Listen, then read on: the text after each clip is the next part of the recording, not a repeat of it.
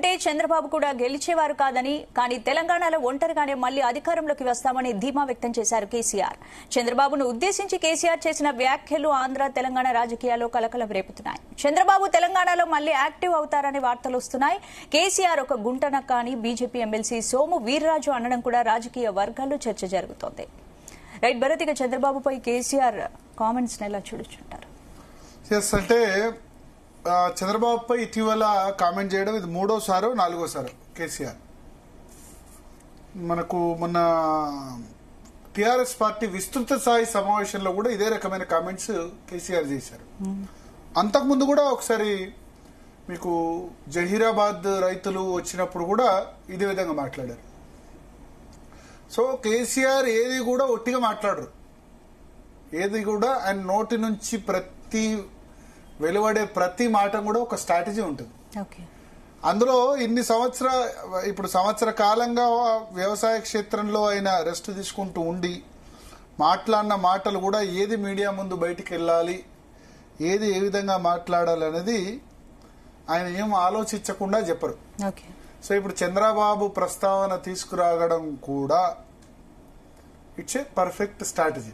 ఏపీలో పొత్తు లేకుంటే చంద్రబాబు గెలిచేవాళ్ళు కాదని కేసీఆర్ స్టేట్మెంట్. ఏపీలో పొత్తు లేకుంటే చంద్రబాబు గెలిచేవాళ్ళ దానికంటే రెండవ స్టేట్మెంట్, తెలంగాణకు చంద్రబాబు వస్తున్నారు, చంద్రబాబు కూటమి వస్తుంది అన్నది మన అండర్లైన్ పాయింట్.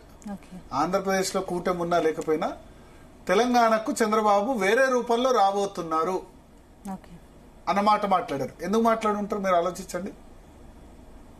చంద్రబాబు వేరే రూపంలో అంటే ఎవరి రూపంలో? చంద్రబాబుకు పొత్తు ఎవరితో ఉంది అక్కడ? ఇంకోళ్ళు బీజేపీ. సో ఇక్కడ ఈ జనసేన, టీడీపీ, బీజేపీలో ఎవరు స్ట్రాంగ్? ఇక్కడ బీజేపీ స్ట్రాంగ్.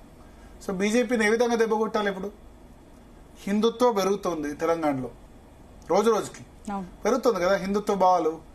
మీకు అయోధ్య రామ మందిరంలో, అయోధ్య నగరంలో అయోధ్య ప్రభావం కనిపించలేదు. అయోధ్యలో బీజేపీ ఓడిపోయింది పార్లమెంట్ ఎలక్షన్స్ లో. కానీ తెలంగాణలో మొన్న మొత్తం అయోధ్య రామ మందిరం వేవ్ వచ్చింది. 8 పార్లమెంట్ సీట్లు భారతీయ జనతా పార్టీ కైవసం చేసుకుంటే బీఆర్ఎస్ పార్టీ 0, ఒక్క పార్లమెంట్ సీట్ కూడా రాలేదు. కాంగ్రెస్ పార్టీకి 8, బీజేపీకి 8. బీఆర్ఎస్ కు 17% ఓట్లు వస్తే బీజేపీకి 30% ఓట్లు వచ్చాయి. సో బీజేపీ పెరుగుదల జరుగుతోంది, అక్కడ క్లియర్ గా ఉంది. మొన్న గ్రాడ్యుయేట్ ఎన్నికల్లో out of 3 elections graduate teachers 3 BJP ఎన్ని గెలుచుకుంది? 2. కరీంనగర్, ఆదిలాబాద్, నిజామాబాద్, మెదక్ సంబంధించిన గ్రాడ్యుయేట్ కాన్స్టిట్యున్సీ గెలిచింది, టీచర్ కాన్స్టిట్యున్సీ కూడా గెలిచింది. సో 2 గెలిచిన పరిస్థితి మనకు కనిపిస్తుంది. స్పందన ఓడిపోయింది ఎక్కడ? నల్గొండ, వరంగల్, ఖమ్మం. అంటే ఉత్తర తెలంగాణలో బీజేపీ ఎంత స్ట్రాంగ్ ఉంది అన్నది మనకు ఖచ్చితంగా మొన్నటి దీని ద్వారా అర్థమవుతుంది. ఓకే, సో ఇక్కడ కేసీఆర్ క్యాలిక్యులేషన్ ఏంటంటే బీజేపీని ఆయన డైరెక్ట్ గా విమర్శించడం కంటే బీజేపీ అలయన్స్ ఎవరితో రాబోతుంది, చంద్రబాబు అన్న వర్డ్ వాడితే తెలంగాణలో ప్లస్ అవుతుందని ఆయన భావిస్తున్నారు.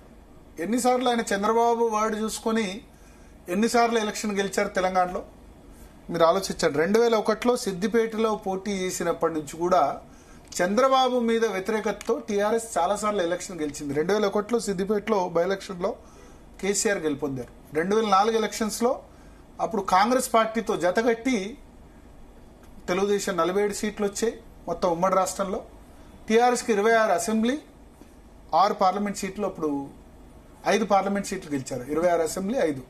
మెదక్ నుంచి Narendra member of parliament, KCR Karimnagar నుంచి 5 ఎంపీలు గెలిచారు. అప్పుడు కూడా వినోద్ కుమార్ హనుమకొండ నుంచి, వరంగల్ నుంచి రవీంద్ర నాయక్, ఇట్లా 5 ఎంపీలు ఆ సమయంలో కూడా 2004లో కూడా గెలిచారు. అది చంద్రబాబు మీద వ్యతిరేకత ఉన్నది. మళ్ళీ 2009లో చంద్రబాబుతో పొత్తు పెట్టుకున్నారు, అది వేరే సంగతి. 2014లో మళ్ళీ చంద్రబాబుకు వ్యతిరేకంగానే పోరాడి గెలిచారు. 2018లో చంద్రబాబు కాంగ్రెస్ పార్టీతో పొత్తు పెట్టుకుని మహాకూటమి ఉన్నప్పుడు అప్పుడు పేరు ఎజెండా అంతా మారిపోయింది. చంద్రబాబు వస్తాడు, మళ్ళీ వేరే రూపంలో కాంగ్రెస్ రూపంలో పరిపాలిస్తాడని చెప్పి ప్రచారం చేసి గెలుపొందారు. సో మళ్ళీ సెంటిమెంట్ అస్త్రాన్ని రగిల్చేందుకు రెడీ అయిపోయారు కేసీఆర్. ఇప్పుడు ఆయన బీజేపీని డైరెక్ట్ గా మాట అనలేరు, కొట్టలేరు. అప్పుడు ఎవరు పేరు వాడాలి? చంద్రబాబు పేరు వాడాలి. అయితే ఒకటేంటంటే చంద్రబాబుకు సంబంధించి ఇప్పుడు కొంత ఒక సెక్షన్ ఆఫ్ పబ్లిక్ కొంత చంద్రబాబుకు వ్యతిరేకంగా ఉంటారు తెలంగాణలో. ముఖ్యంగా మీకు చంద్రబాబు పేరు చెప్తే గనక రెడ్డి సామాజిక వర్గం కొంత అగేన్స్ట్ ఉండొచ్చు. ఎందుకంటే చంద్రబాబు ఈజ్ కమ్మ సామాజిక వర్గం కదా. సో ఆంధ్రాలో ఆయన ఫైట్ చేస్తుంది జగన్ రెడ్డి. సో రెడ్డి ఇప్పుడు ఆయన కేసీఆర్ ఏమో వెలమ, మళ్ళా రెడ్డిస్ తన వైపు రావాలి. కొద్దిమంది హార్డ్ కోర్ యూత్ అంటే చంద్రబాబు ఏదో తెలంగాణకు అన్యాయం చేశారన్న ఒక పర్సెప్షన్ ఉంది కదా, ఆ పర్సెప్షన్ ని మళ్ళీ రగిల్చాలి. ఖచ్చితంగా ఇప్పుడు రాబోయే ఎన్నికల్లో చంద్రబాబు ఆంధ్రాలో పొత్తు పెట్టుకున్నప్పుడు ఇప్పుడు తెలంగాణలో ఆయన కూడా బలపడాలని చూస్తారు. తెలంగాణలో అంటే జిహెచ్ఎంసీ ఎలక్షన్లోనో వాటిలోనో ఎంతో కొంత పొత్తు ఉంటుంది.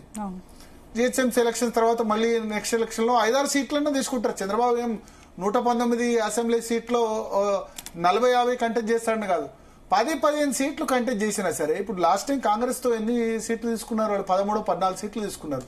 కానీ మొత్తం ఇంకా కేసీఆర్ ప్రచారం 2018లో ఇక తెలంగాణ రాష్ట్రాన్ని చంద్రబాబు నాయుడే పరిపాలిస్తాడు అన్న విధంగా ప్రచారం చేసి సక్సెస్ అయినాడు.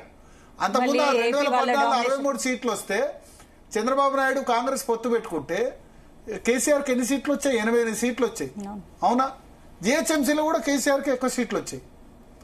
సో మొన్న ఆంధ్రప్రదేశ్ ఎలక్షన్స్ 2019లో కూడా కేసీఆర్ అవుట్ రైట్ గా జగన్ సపోర్ట్ చేశారు. సో ఆయనకి ఆ చంద్రబాబు నేరేటివ్ అన్నదాన్ని యూజ్ చేసుకోవడం అన్నది కేసీఆర్ చాణక్యం ప్రతిసారి. సో ఇప్పుడు చంద్రబాబు పేరు మీద బీజేపీని దెబ్బకొట్టాలి.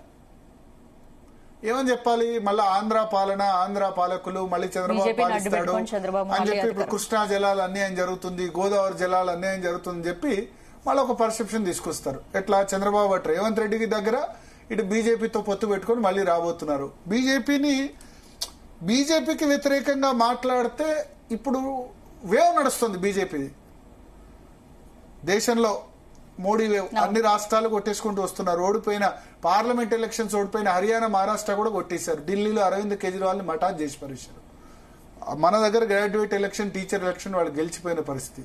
కాంగ్రెస్ గెలవలేదు. ఇప్పుడు కేసీఆర్ ఏమనుకుంటారంటే కాంగ్రెస్ కంటే వచ్చే ఎన్నికల్లో బీజేపీ తన ప్రధాన శత్రువు అనుకుంటున్నారు. కాంగ్రెస్ మీద ఈ సంవత్సర కాలంలో బాగా నెగటివ్ వచ్చింది. నెక్స్ట్ తనకు పోటీ బీజేపీతో ఉంటుంది కాంగ్రెస్ తో కంటే ఆయన ఎక్కువ విశ్వసిస్తున్నారు.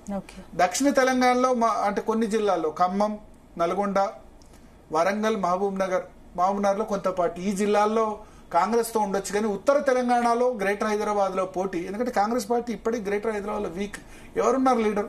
దానం నాగేందర్ జైన్ అయిన వ్యక్తే మళ్ళీ తను ఓన్ చేసుకోవట్లేదు. ఎప్పుడు కేసీఆర్ కి అనుకూలంగా మాట్లాడుతూ కాంగ్రెస్ పార్టీకి వ్యతిరేకంగా మాట్లాడుతున్నారు. మొన్న అసెంబ్లీ లాబీలో కూడా దాని నాగేందర్ ఏమంటాడంటే పొరపాటున వచ్చాను కాంగ్రెస్ పార్టీకి, అనవసరంగా బుద్ధి తక్కువ వచ్చామని మాట్లాడిన situation. So Congress greater Hyderabad లో వీక్ లో ఉంది, ఉత్తర తెలంగాణలో బీజేపీ ఉంది. సో ఈ జిల్లాలో ప్రధాన శత్రువు బీజేపీ కాబట్టి చంద్రబాబు పేరును తీసుకురావడం ద్వారా కావాలని ఆయన ఎమ్మెల్యేస్ మీటింగ్ లో మీడియా రిపోర్ట్ చేయాలి. చంద్రబాబు అని పదే చంద్రబాబు గురించి మాట్లాడితే ఆ వ్యతిరేకతతో చంద్రబాబు మీద జనరల్ గా ఒక 20-30% వ్యతిరేకత చంద్రబాబు మీద తెలంగాణలో ఉంటుంది. అంటే 94 to 2004 మధ్యలో వచ్చిన 95 నుంచి 2004 మధ్యలో కరువు ఎక్కువ వచ్చింది. కొంత రైతాంగం చాలా ఇబ్బంది పడింది. ఉచిత కరెంటు, ఇవన్నీ ఈ పర్సెప్షన్ ఏదైతే ఉందో ఫార్మర్స్ లో ఏదైతే వ్యతిరేకత, ఎస్పెషల్లీ రెడ్డి సెక్షన్ లో కొంత వ్యతిరేకత కూడా ఉంటుంది.